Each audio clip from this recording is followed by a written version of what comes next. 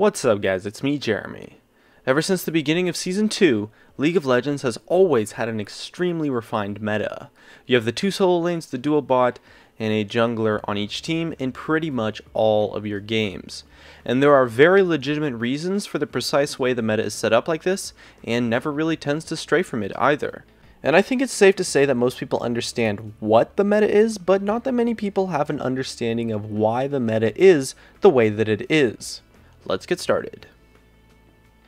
Now, the technical definition of meta is the select group of strategies that happen to be popular at the current time. One thing that's always been super interesting to me is if we take a look at other games, for example Dota 2, Smite, and Heroes of the Storm, they don't really have refined metas.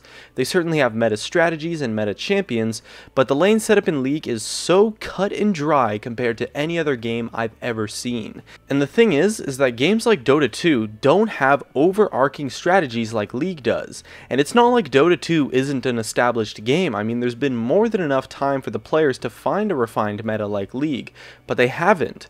And it's because unlike in League, there is no one select strategy that is better than everything else. The current meta is actually quite smart in League in that it's focused on maximizing the resources available on the current map, resources being the kills, farm, and objectives. Let's take a deeper look.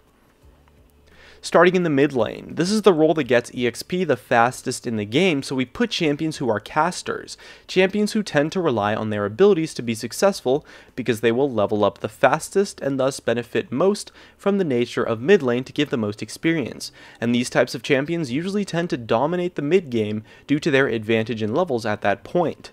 At the same time, these caster champions are a lot squishier than most, and so they get the safety of being in a shorter lane. Down at the bot lane, we have the AD carry and the 0 CS support. AD carries are champions who scale extremely well with gold, since they have really expensive builds that have items that all scale off of each other, so they're put in the bot lane with a support to help keep them safe while they farm up for a really long time to completely dominate the late game teamfights. And support champions tend to have extremely high utility, and so they don't need gold at all, so you can put them with the AD carry to babysit them and let them soak up all of the gold from the lane. In the meantime, supports build items that are cheap and extremely cost efficient, who can be really successful without having to take gold from anyone else on the team. Up above we have the top lane, which is isolated a lot from the rest of the game due to Dragon being a prominent early game objective focus. The main thing with top lane, be it tanks or bruisers or the mages that end up there, is that pretty much all top laners are not that powerful until they farm up one major item. So they're put in the top lane since the isolation lets them farm up for that one major item until they have to affect the rest of the map. Teleport also allows them to impact the rest of the map too, and causes you to be unable to put a carry champion in the top lane, since teleport is so necessary for early game teamfighting, and a combat summoner spell is so important for a carry-esque champion. And lastly, we have the jungler, who focuses on maximizing the resources of the jungle and of the enemy champions through farming and ganks, and so are an extra force to help the laners not fall behind early, as well as to help secure Dragon and Baron with their smite. Next, let's take a look at the types of champions. This is the part of the League meta that is a little bit more loose and open to different setups because it doesn't actually improve the way that you maximize resources on the map most of the time. A team composition is built around creating synergies between champions and their playstyles while maximizing the power, but in a general sense, on a team you tend to have carries who build full damage, and then people to help support those carries in some way, like your tanks and your supports, the carries really being any role that builds a lot of damage. Obviously this is a loose interpretation, but the point is that a meta team comp always has carries and then people who help those carries. Since you have 5 champions on a team, you also pretty much always have at least 1 or 2 champions who doesn't fall into that category and can be a bit more dynamic, which is something like where bruisers and sometimes assassins fall into place. Now, this varies heavily depending on what kind of items and which champions are powerful, but in a general sense, that's how team comps tend to be built. And it's like this since you need to have champions that are a big source of damage in order to teamfight effectively. And with this setup, you can have 2 champions build full damage, and it also fits into the lane setups quite nicely. In addition, powerful items also are really going to affect what is a powerful champion in the meta, as items have a huge effect on a champion's power. And so essentially the meta is what it is because it works so damn well and is so much better than any other strategy at maximizing the resources available to a team. And because of this, breaking the meta is really hard because any other strategy like a double jungle does not maximize the resources on the map, and so they are objectively worse strategies since they will get less gold or experience or both compared to the meta strategy.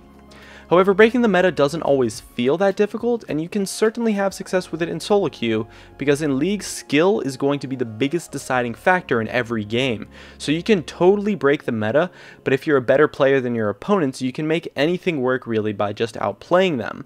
So you can make suboptimal strategies feel powerful when they might not be, just by being a better player. So it makes breaking the meta feel a lot easier than it actually is, and it also makes it extremely hard to judge how good a strategy is. As well, strategies that break the meta in this way do have some sort of benefit to them, since players are really not used to playing against those kinds of things at all. So the surprise factor is something that can make it work, but in the long run, it's never going to change the meta. And so in that sense, changing the meta is pretty much entirely in the hands of Riot. They have to actively make changes to influence the meta by changing items or champions or some parts of the resources on the map. Some examples of this are Cinderhulk resulting in a tank-heavy meta in terms of an item change, and the new Mordekaiser, who might actually change out the bot lane meta by quite a bit, depending on how strong he is. But Riot does like to change the meta quite a bit because it keeps their game quite fresh and overall reasonably healthy as well. And so on the other hand, what does work, and we can see proof of this in competitive play, is strategies that exploit the flaws in the current meta. Something like a 2v1 lane swap is a strategy that people do in order to ensure that their laners don't have to deal with a bad 1v1 or 2v2 matchup, while also not letting your opponent maximize the resources on the map better than you, and so overall it's a pretty reasonable strategy.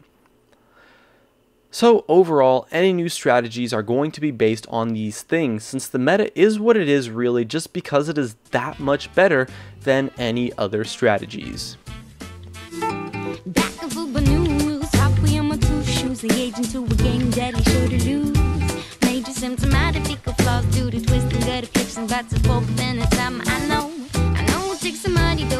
Keep in mind we just skip the ship well far along the way.